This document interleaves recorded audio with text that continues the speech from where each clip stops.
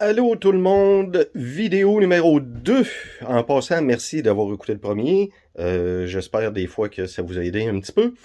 Aujourd'hui, on va y aller pour les wipers. Comme que je vous disais dans le dernier vidéo, je voulais venir sur ce sujet-là. Des fois, il y a des petits trucs encore là.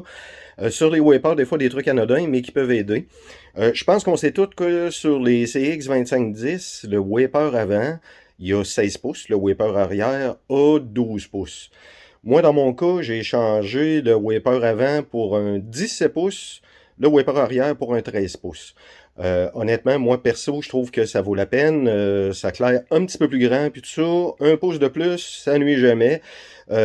Ça dépasse pas de la fenêtre d'en avant non plus. Ça nuit pas pour en arrière. Ça va numéro un. En passant, j'ai acheté des wipers, des Winter Extreme, quelque chose comme ça, chez Canadian Tower. En passant, ça ne vaut zéro. J'ai payé ça peut-être à peu près une vingtaine de piastres là, pour chaque wiper, puis ça vaut vraiment pas grand-chose. Perso, j'ai un fait pour les wipers du Costco, les Michelin, qui moulent beaucoup mieux. Je trouve tantôt, je vais vous le montrer, là, celui-là de Canadian Tower au milieu, il y a bien de la misère à nettoyer, pourtant c'est flambant neuf. Mais bon, je vais vous montrer ça, je vais vous parler aussi des orifices par où arrive le lave-vite. Je vais vous montrer ceux d'origine, m'a tourné la caméra de ceux d'origine, c'est à ça que ça ressemble. Donc, je sais pas si vous voyez, mais il y a deux places par où...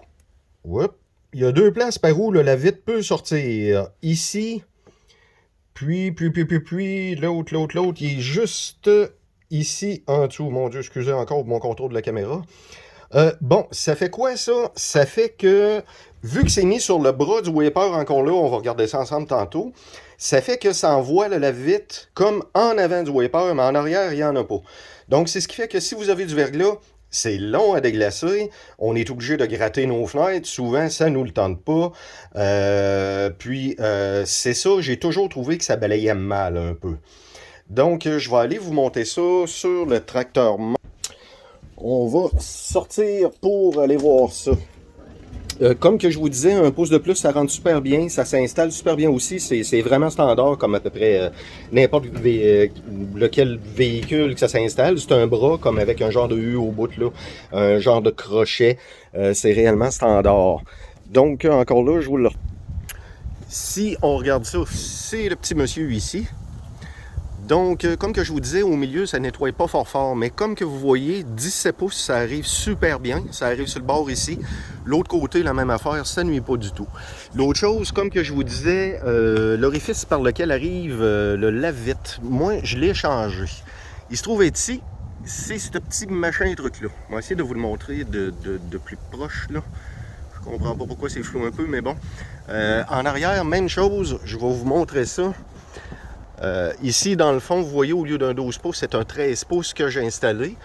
Toujours avec le même orifice à lave-vite qui, lui, va envoyer le lave-vite en avant et en arrière du wiper. C'est ce qui fait que c'est beaucoup plus pratique. Je vais vous donner un exemple. Moi, j'ai trouvé que ça déglaçait mieux. Puis, ben c'est ça, au final, en déglaçant mieux, attendez un petit peu, tiens, on va partir tout ça. Si vous regardez, et voilà, ça fait comme une croix. Ça pisse en croix. Puis moi, je trouve que ça nettoie vraiment beaucoup mieux. Puis là, vous voyez bien comme il faut que ce wiper-là, il colle pas pantoute comme il devrait coller au milieu. Donc, c'est ça, à ne plus faire, à ne plus acheter. Dans mon cas, j'ai vraiment trouvé que c'était de la chenoute. Pour, à l'arrière aussi, le petit wiper. Puis si on regarde encore là, ça y va en croix. Donc c'est ça, avant et arrière du wiper, que ça envoie le lave-vite. C'est beaucoup plus pratique. En tout cas, bref, à mon goût, j'aime. Puis c'est ça, en tout cas, je trouve que c'est beaucoup plus efficace, ça déblaye mieux, ça nettoie mieux. Une autre chose aussi que je voulais vous parler, parfois, dans le lave-vite, on n'a pas toujours du lave-vite d'hiver dedans. Des fois, on a mis d'été justement pour l'été. Puis pour l'hiver, on a peur un peu que ça gèle, on sait pas trop quoi faire, puis tout ça. Un petit truc, probablement, il y a peut-être beaucoup de monde qui le savent, là, mais je vais vous montrer. C'est tout simplement d'acheter de l'alcool à friction. Et oui, au Dollarama, De la 50%, aucun problème. C'est que quand que vous avez du lave-vide d'été dans votre réservoir, vous pouvez, oui, le mixer avec du lave-vide d'hiver, mais il ne sera pas aussi efficace. Si, mettons, le lave-vide d'hiver pur, il est bon pour moins 45, mélangé au lave-vide d'été, naturellement, il va geler bien avant. Tandis que si vous mettez ça, comme moi, mettons, c'était du lave-vide d'été que j'avais dedans, j'ai mis, comme vous voyez, la moitié de la bouteille. Donc là, je viens de le monter probablement à peu près peut-être à moins 35. Ça m'a coûté comme genre quoi? Une pièce et 25, une pièce et demie, même pas. Puis ça me permet de passer le restant de mon lave-vide d'été sans que tout gèle et que ça déglace aussi. Donc, c'est un peu ça. Je vais vous montrer aussi une autre chose que j'ai faite comme amélioration sur le tracteur. Vous avez sur votre baquette comme une espèce de guide de profondeur. Quand vous le penchez ou que vous le montez, la tige, elle monte, puis elle descend. Encore là, on va aller voir ça ensemble. Vous allez voir, j'ai fait une petite modification sur ça. Bon, c'est que c'est cette barre-là. Celle-là, juste ici, là, qui monte, qui s'en va là, puis qui ressort par là. Ça, j'ai vu vraiment sur plusieurs sites que qu'est-ce que ça fait. Quand il y a du verglas ou que la neige gèle dessus, la barre avait pu rentrer à ce niveau-là. Première affaire que les gars savent, s'accrocher parce que ça ne veut pas rentrer. Il y a sur plusieurs sites, en particulier américains, curieusement, pourtant, parfois leur hiver est plus chaud que la note, mais il y en a plusieurs qui sont ramassés avec cette barre-là, tout croche le bucket, enlevant, il l'a croché. Souvent, on met de la graisse là-dessus pour que ça aille mieux. Mais on se beurre, puis c'est pas toujours évident. Puis de toute façon, notre tracteur, on a affaire à le graisser. Tant qu'à y être, moi, ce que j'ai fait, c'est que j'ai démanché cette partie-là, ici. J'ai tout démanché ça. J'ai percé un trou dedans, puis j'ai posé un orifice pour la graisse. Un petit graisse-cope qui est juste là. On va essayer de vous le mettre pour qu'on le voit mieux. Donc, ça fait quoi? Quand, dans le fond, que je graisse mon tracteur, ça donne comme résultat que j'en mets là aussi. J'essaye de garder mon bucket surélevé à la position la plus haute. Je graisse là, je le descends, mettons, jusqu'à moitié. Je remets une petite affaire de graisse, puis le tour est joué. Dans le fond, là, la tige, elle se trouve être graissée au complet. C'est sûr et certain que s'il y a du verglas, ça va être beaucoup moins porté à prendre dessus. Normalement, ça ne crochira pas non plus, parce que même s'il y a un petit peu de glace, elle ne collera pas, puis elle va chercher à se défaire tout de suite. L'autre chose aussi, dans la graisse que j'utilise, je vais vous mettre ça sur mon établi pour pouvoir vous le montrer. J'ai une compagnie en particulier que j'adore parce que je trouve qu'ils font des produits de super qualité, super efficaces. C'est la compagnie Lucas. Comme vous voyez, moi au début, ce que je faisais sur ma tige, c'est ça que je mettais.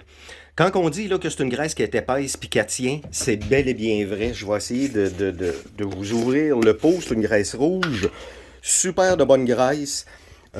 Sincèrement, moi, pour en avoir essayé plusieurs sur des véhicules puis tout ça, jusqu'à date, c'est vraiment le type de graisse là, que je préfère. On la met. Elle reste en place, autant sur une chaîne de souffleur que sur votre guide de bucket. Peu importe où vous en mettez. Moi, je sais bien, j'ai trouvé que c'était l'idéal. En passant, je l'ai acheté sur Amazon parce qu'elle est dure à trouver. Canadian Tire était supposé en avoir en stock. J'ai attendu comme genre 3 semaines, il n'y en avait jamais. J'ai couru après. Un moment donné, je me suis tanné, puis je me la suis fait livrer. J'en ai aussi qui est à vaporiser. Donc, si, mettons, une journée, ça me tente pas nécessairement d'appliquer ça avec mon doigt sur la chaîne de mon souffleur, il fait trop fret. Bref, je fais le feluette. Je prends celle-là, qui est exactement la même chose, elle tient autant que l'autre, puis je mets ça tout simplement sur mon entraînement de souffleur, puis c'est merveilleux. Donc le souffleur, en réalité, à grandeur, il est graissé avec cette graisse-là. L'autre chose aussi, parfois, on est porté un petit peu trop. Dans le livre de la compagnie, ils disent bien d'y aller modérément. Souvent, je veux dire, on en met, ça ressort partout. C'est bon puis c'est pas bon. Il y a certains endroits que ça force. Je sais pas si vous êtes familier, comme mettons, avec les conduites automobiles, mais des fois, les mécaniciens disaient, quand tu es en métro, ça va forcer aux extrémités de la taille radenne, puis ça peut même arriver que ça brise parce qu'il se trouve en avoir trop. Sur le tracteur, ça peut-tu briser? Je le sais pas, mais encore là, j'y vais modérément. Quand que je vois que ça sort un petit peu, j'arrête là. J'aime mieux en mettre plus souvent, puis en mettre peut-être un petit peu moins que de le bourrer dans l'espoir que ça passe l'hiver comme ça. Donc, moi, dans mon cas, ce que je fais là jusqu'à date, je peux pas dire que j'en ai utilisé beaucoup, mais disons que, comme mettons, à chaque fois que je pars mon tracteur, je vérifie tout le temps mon huile hydraulique, toutes ces petites choses-là, mes pneus, mais juste pour être sûr qu'il m'arrive pas de bad luck. Tant qu'à y être, je veux dire, je vais peut-être le graisser à peu près aux 5 utilisations. Là. C'est-tu trop, c'est-tu pas assez? J'aime mieux le faire trop que pas assez. En tout cas, au moins, je pense être correct. On parle aussi assez souvent d'additifs parce que dans le coin ici, il fait froid. Vive le Québec! Donc, il y en a qui vont mettre des additifs à diesel. Là, vous allez avoir deux types de personnes là-dedans. Il y en a qui disent, mettez jamais ça. Ça peut briser, ça peut voider votre garantie, ça donne absolument rien. Écoutez, il y a deux écoles de pensée dans ça. Je pense que chacun, il va de ce qu'il veut faire avec son tracteur, puis risquer ce qu'il veut risquer. Il y a certains produits que je pense qui sont sûrs, quand on y va avec quelque chose de bon, qui est reconnu en général pour la garantie, ça ne devrait pas changer de quoi. Encore là, comme que je disais l'autre fois, vous pouvez toujours vous informer à votre concessionnaire. C'est sûr et certain que lui va vous donner un feedback sur ça. D'ailleurs, probablement qu'il en vende. Moi, perso, j'en utilise deux sortes que je vais vous sortir. Là, jusqu'à date, vous voyez, depuis que j'ai mon tracteur, là, celui-là, c'est ceux-là que je mets dedans, zéro problème, ça décolle numéro 1, même quand il fait. Donc, au niveau de l'antigel, c'est le Lucas. C'est lui que j'utilise, vendu chez Canadian Tire, celui-là aussi. J'en mets à peu près, peut-être, écoutez, j'ai une canisse à diesel, là, je vais vous la montrer. Cette grosseur-là, c'est quoi? C'est combien de litres? Ça, c'est 20 litres. 5,3 gallons. Donc là-dedans, je mets à peu près 30 millilitres d'antigel. Vous pouvez en mettre plus si vraiment, je sais pas, au moins vous restez dans le Grand Nord, puis qu'il fait comme genre moins 40, moins 50, à la limite. Mais fiez-vous, dans le fond, à ce qu'ils disent aux recommandations du fabricant, parce qu'une bouteille comme ça, normalement, peut traiter, selon ce qu'ils disent, 550 litres. Donc, faites les divisions. Moi, si je me souviens bien, je pense que ça me donnait dans les alentours du 27 millilitres là, pour une canisse semblable à ce que j'ai là. J'ai préféré en mettre un petit peu plus, 30 millilitres. Donc, ce que je fais, c'est qu'avant d'aller tanker ma canisse, ben, je mets ça dedans. Ou si je vais directement tanker le tracteur, je mets ça dans le tank, comme mettons, avant de partir. Moi, je veux dire, le poste d'essence, il est vraiment très près. Là, c'est quoi, 2 minutes? Donc, ça aide beaucoup. Je mets ça dedans d'avance, puis par après, je vais le tanker. Ou sinon, je mets ça dans ma canisse avant d'aller la tanker. L'autre chose, c'est le nettoyeur d'injecteur, puis l'entretien aussi du système d'alimentation. J'y mets ça là-dedans. Qu'est-ce que ça fait? Ben, c'est sûr et certain, ça va tout lubrifier au niveau de votre système d'alimentation. Ça va aussi augmenter le taux de cétane. Eux autres, ils disent jusqu'à 8 points. C'est-tu vrai, c'est-tu pas vrai? Je le sais pas. J'aurais tendance peut-être à beurrer un petit peu moins épais, puis dire peut-être, bon, 5 points à la limite. Ça mange quoi en hiver? Ça va faire que votre diesel va être plus comme détonnant, dans le fond. Ça va comme l'aider à prendre. Puis au final, à faciliter le départ à froid.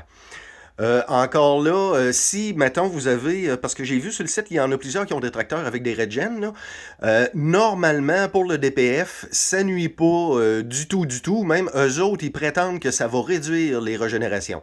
C'est-tu vrai, c'est-tu pas vrai? J'en sais rien, parce que vous savez, comme moi, sur les CX2510, Dieu merci, on n'a pas de régène là-dessus. Après ça, ils disent que aussi ça diminue, dans le fond, la boucane qu'il fait, soit quand on le part ou quoi que ce soit.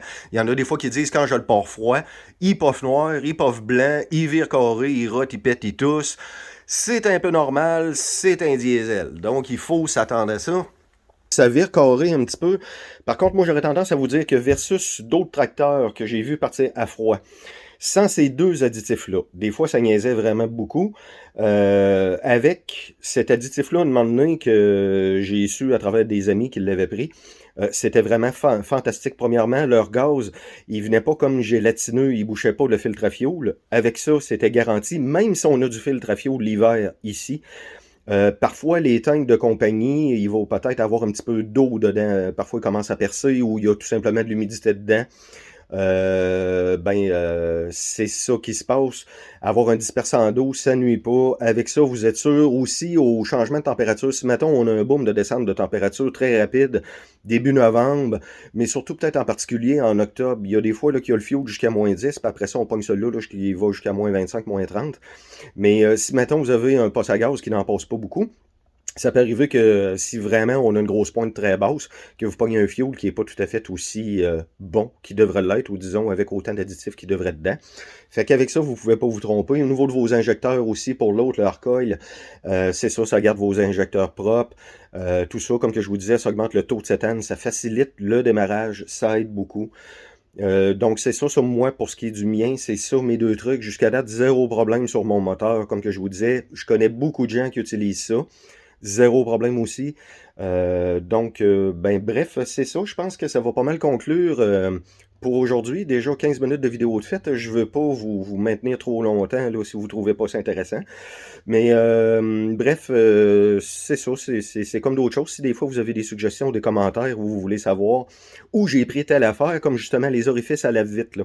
Hier, je vous ai parlé de AliExpress et Wish. Dans mon cas, ça vient de Wish qui au final, n'est pas un site japonais, comme j'ai dit hier, mais c'est deux sites chinois. Hein? Y a-tu quelque chose qui n'est pas fait en Chine, à cette heure? Donc, ça vient de là. Ça coûte 3 piastres en passant. C'est ridicule. Ça coûte 3 piastres, puis en plus, ça vient avec la hausse à la vite. Il y en a pour genre à peu près comme 4 pieds. On s'en sert pas parce que quand on l'installe, quand on a enlevé les deux vis de ceux de la compagnie, le nouveau là, qui va comme pisser à 4 places, il vient clipper par-dessus le bras. Puis vous faites tout simplement couper peut-être environ 1/4 de pouce de la hausse de la compagnie parce qu'elle a agrandi en étant sur l'ancien. Donc, pour être sûr que ça rentre serré, vous coupez 1/4 de pouce, vous venez rentrer ça à sa place. Ça tient bien, ça lâche pas, étonnamment, pour une bebelle pas chère. Chinoise, c'est excellent, c'est très très bon. Ça que c'est ça, des fois j'oublie peut-être des choses, là, gênez-vous pas dans les questions de me le faire savoir.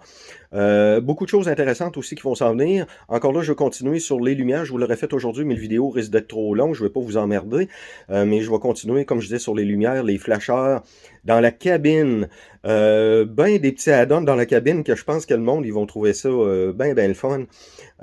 Puis c'est ça que bref, je vous reviens sur d'autres vidéos, là, comme que je vous disais, si ça intéresse des gens, je vais en faire d'autres. Merci beaucoup, bonne fin de journée.